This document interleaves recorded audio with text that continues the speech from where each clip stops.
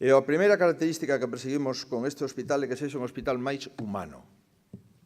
Máis humano porque participaron profesionais na súa elaboración, máis humano porque escoitamos máis de 2.400 inquisas, e máis humano porque ademais vai a ter espacios acolledores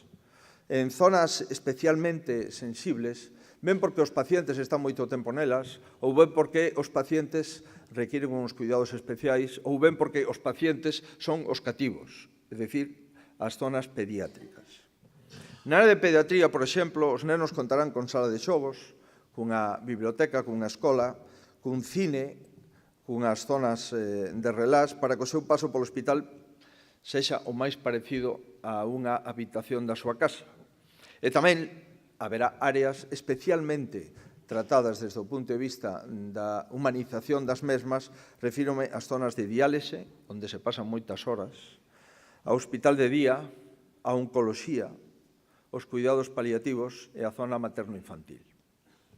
Este hospital ten que ser máis humano, pero tamén ten que ser máis completo. E hai unha serie de novos servizos ou ampliacións de servizos que xa contamos no Hospital de Montecelo, como unha nova UCI pediátrica,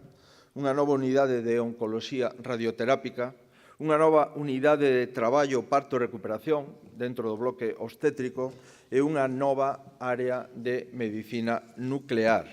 así como a creación dun espazo para as unidades de endoscopia e de diagnóstico biolóxico, entre outras melloras.